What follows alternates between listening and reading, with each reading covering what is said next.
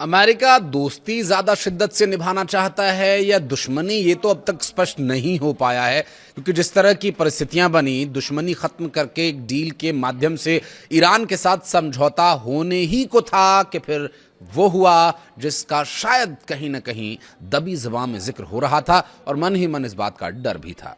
नमस्कार, मैं हूं आशीष त्रिपाठी आपके साथ। अमेरिकी राष्ट्रपति डोनाल्ड ट्रंप की ईरान पर हमले की ताजा धमकी के बाद वॉशिंगटन और तेहरान के बीच स्विट्जरलैंड के बर्लिन स्टॉक में चल रही बातचीत अब खटाई में पड़ती नजर आ रही है। ईरान के सरकारी मीडिया ने बताया कि ट्रंप की धमकी के बाद ईरान प्रतिनिधिमंडल बातचीत की जगह से वहां से चला ही गया। ट्रंप का रवैया अक्सर हमने देखा है किस तरह का रहता है, और हालांकि अमेरिका ने यह कहा है कि बातचीत अभी जारी रहेगी और ईरानी प्रतिनिधिमंडल बातचीत वाली जगह पर ही मौजूद है। कई बार ऐसा प्रतीत होता है कि अमेरिका को यह पता है कि ईरान का कौन सा बटन दबाना है जिससे वो भड़क जाएंगे, और इस बारे में वो पूरी दुनिया में प्रचार करेंगे कि जी हम तो बातचीत के लिए गए थे, लेकिन ईरान ही नहीं मान रहा है। ईरान की सरकारी समाचार न्यूज एजेंसी इरना का कहना यह है कि इस्लामिक रिपब्लिक ऑफ ईरान के प्रतिनिधिमंडल ने मध्यस्थता करने वाले पक्षों में से एक कतर के प्रतिनिधिमंडल के साथ बैठक करने के बाद उस इमारत को छोड़ दिया जहां बातचीत हो रही थी। एजेंसी ने आगे यह भी बताया कि जिस समय स्विट्जरलैंड में बातचीत शुरू हुई, उसी समय डोनाल्ड ट्रंप ने एक्स पर एक संदेश में ईरान के खिलाफ अपनी धमकियों और बयानों को दोहराया।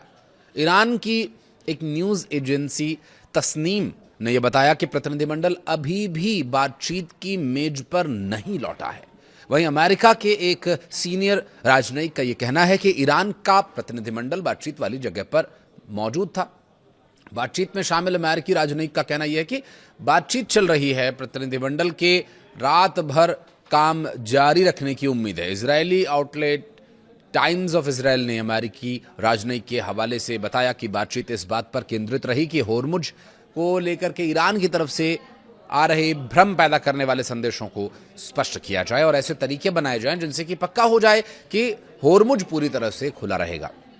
देखिए, रही बात होर्मुज की, तो ईरान के पास ऐसा कोई कारण नहीं है कि वो होर्मुज को किसी भी तरह से बाधित करे। सिर्फ उसमें एक बात अमेरिका की ओर से जो पेंच अटकाया गया था, सिर्फ वही एक विषय अब तक नजर आता है कि अमेरिका और इजराइल के द्वारा किए जा रहे हमलों की वजह से उन्होंने यहाँ पर मजबूरी में इस मार्ग को बंद किया था। अन्यथा उन्होंने इससे पहले भी कभी इस तरह की कोशिश नहीं की कि लोगों को वहाँ पर नाहक परेशान किया जाए और स्ट्रेट ऑफ होर्मुज पर कब्जा कर लिया जाए। इस तरह की परिस्थितियां पहले कभी देखने को नहीं मिली।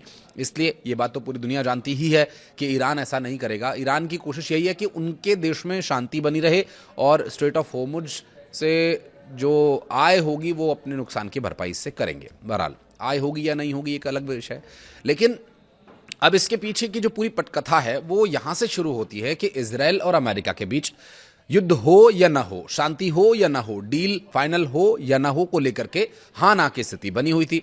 अब जेडी वेंस का वो बयान तो आपको याद ही होगा जिसमें उन्होंने कहा था कि डोनाल्ड ट्रंप ही एकमात्र एक ऐसे व्यक्ति इस पूरी दुनिया में जो इजराइल को सपोर्ट करते हैं और इजराइल के प्रधानमंत्री से उनकी दोस्ती है, और तमाम बातें जो इजराइल के पक्ष में उन्होंने कही थी कि इजराइल ही हमारा भाई है, इजराइल ही हमारा यार है। तो ये सारी बातें उस पटकथा के पीछे की शुरुआत है, क्योंकि अमेरिका को पावर चाहिए, पैसा चाहिए और पूरी दुनिया में स्वीकार्यता चाहिए। उसके लिए वो किसी से भी लड़ सकते हैं और किसी के साथ भी दोस्ती कर सकते हैं, किसी के साथ भी दुश्मनी कर सकते हैं।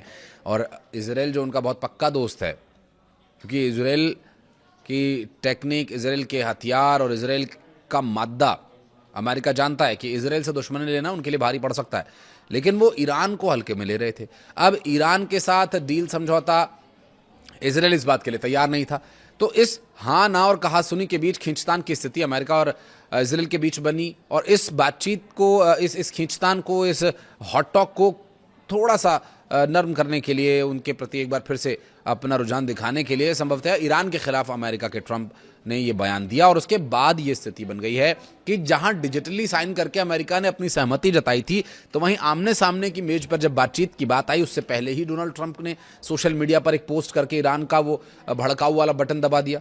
अब ईरान तो ईरान है, फिर ईरान ने इस पूरे विषय को बहुत ही गंभीरता से लिया और उन्होंने कहा कि अगर ऐसे बात करनी है तो हम बात नहीं करेंगे। अब तक जो जानकारी सामने है, जबकि अमेरिकी राजनयिक का यह कहना है कि वो बातचीत के लिए आए, लेकिन सामने आ रही खबरों के अनुसार ईरान की सरकारी मीडिया ने दावा किया कि लेबनान में इजराइल की कार्रवाई के जवाब में ईरान ने होर्मुज को बंद किया है। अमेरिका का यह कहना है कि ये बहुत ही महत्वपूर्ण समुद्री जलमार्ग है, पूरी दुनिया जानती है इसमें नया क्या है। राजनयिक ने बताया कि बातचीत में लेबनान से जुड़े मुद्दों पर चर्चा बहुत जरूरी है, लेकिन लेबनान या हिजबुल्लाह कोई सीधे तौर पर शामिल नहीं है। 82 मिनट तक चली बातचीत, फ्रीज की गई संपत्ति को वापस करने पर कोई बात बनी नहीं। जेडी वेंस ने वार्ता के दौरान यह भी कहा कि पिछले कुछ घंटों में अच्छी प्रगति हुई है। उन्होंने यह भी कहा कि अमेरिका और ईरान मिलकर के शांति और समृद्धि के लिए काम कर रहे हैं। और वेंस के मुताबिक ट्रंप चाहते हैं कि दोनों देशों के रिश्तों में नया अध्याय शुरू हो, और बीच बीच में फिर वो अपने व्यंग्यात्मक और विरोधाभासी बयान भी देते रहें। तो कैसे होगी बातचीत? अगले 10 साल में पश्चिम एशिया की तस्वीर बदले जाने का दावा वो कर रहे हैं। पाकिस्तान और कतर की मध्यस्थता में चल रही इस वार्ता का मकसद क्षेत्र में तनाव को कम करना और स्थायी शांति स्थापित करने की दिशा में आगे बढ़ना है। लेकिन क्या ऐसा संभव हो पाएगा? एक तरफ आप बातचीत के लिए बुलाते हैं, फिर पीछे से सोशल मीडिया पर जाकर के कुछ ऐसी बात कर देते हैं जिससे कि उन्हें बुरा लगे, या उनके लिए उनकी जो अस्तित्व को लेकर के आप सवाल खड़े कर देते हैं, फिर वो भी जवाब देंगे, और फिर सवाल जवाब के सिलसिले में फिर बातचीत खटाई में पड़ जाती है। हालांकि जो 60 दिन का समझौता हुआ, उसके बाद अब जो परिस्थितियां बनी, डील साइन हुए डिजिटली, और फिर आमने सामने की बातचीत स्विट्जरलैंड के जेनेवा में होनी थी, लेकिन फिर जगह बदली गई, और जो परिस्थितियां अभी सामने आई हैं उसको देख करके स्पष्ट है कि ईरान शांति समझौते के लिए तैयार है। लेकिन जिस तरह से अमेरिका रवैया अपनाता है, डोनाल्ड ट्रंप जिस तरह की बातचीत करते हैं, उनकी शर्तों पर बात नहीं हो पाएगी। और जिस वजह से ये बातचीत खटाई में पड़ी, वो डोनाल्ड ट्रंप का वो रवैया है। और क्योंकि इससे पहले भी वो कई बार यूटर्न मार चुके हैं। शांति की बात करते हैं, फिर मिसाइल छोड़ देते हैं, शांति की बात करते हैं, फिर हमला कर देते हैं, शांति की बात करते हैं, फिर कुछ ऐसी बात कह देते हैं जिससे कि ये संदेश जाता है कि बातचीत शायद नहीं हो पाएगी। और ये जो रवैया है, अगर ज़्यादा समय तक चला तो एक बार फिर युद्ध के हालात बन जाएं, ऐसा कहना अतिशयोक्ति नहीं होगा। लेकिन हम ये उम्मीद करते हैं कि अगर अमेरिका ये कह रहा है कि बातचीत का रास्ता खुला रहेगा, तो बातचीत हो और एक ऐसे निर्णय पर पहुंचे जहां से ये वाकई पूरी दुनिया में मैसेज जाए। शांति अमेरिका भी चाहता है, ईरान भी चाहता है, और इजराइल भी। इजराइल का तो अपना स्पष्ट है, उन्होंने कह दिया है कि लेबनान, पश्चिमी लेबनान में उनकी सैन्य गतिविधियां जारी रहेंगी। वे अपने सैनिकों को, अपने सैन्य ठिकानों को वहां से हटाने वाले नहीं हैं, और ऑपरेशन जो उनके द्वारा किए जाते रहे उस पर वो कायम रहेंगे। इस तरह की बातचीत से भी कहीं ना कहीं ये बातचीत और खटाई में पड़ती नजर आ रही है।